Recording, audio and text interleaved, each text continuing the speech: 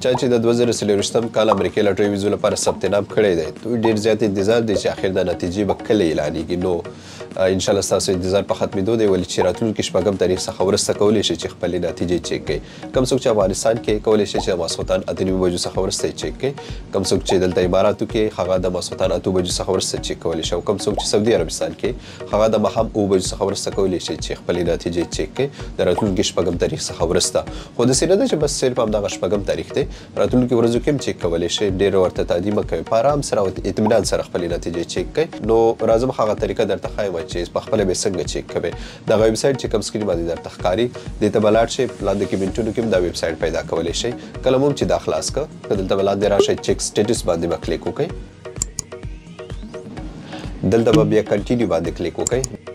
نو تاسو ته به دغه پاڼه راوړي دلته به خپل کنفرمیشن کوډ ورکړئ دا کوډ به حتما تاسو کوم ځای کې چې ثبت نام کړی دی تاسو ته به هغه یو پرچه درکړي یا تاسو که پخپله کړي یو سکرین شاټ به یې لرئ هلته پیدا کولی شئ دغه وګورئ دلته دغه کوډ دی دا به دلته ورکړئ د دې نه وروسته به بیا څه وکړئ خپل لاست نیم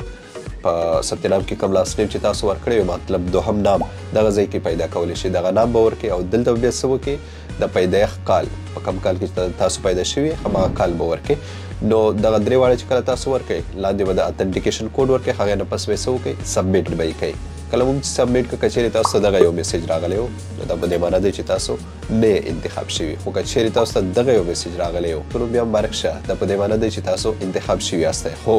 بیا په دې معنا نه دی چې تاسو ته به سل په سلو کې امریکایي هېواد لاټرۍ ویزه میلاویږي ولې هلته دوی پخپله لیکي چې تاسو خو انتخاب شوي یاستئ خو موږ زیات کسان انتخاب کړي دي نو د دې له وجې موږ تاسو ته د ویزې ګارنټي نشو درکولی په هغې کې بیا کسان ګوري هغې نه وروسته دوی ته بیا ویزه ورکوي نو که دې په اړه کوم نوي څه و هغې لپاره احمد ټایمز تعقیب کوئ مننه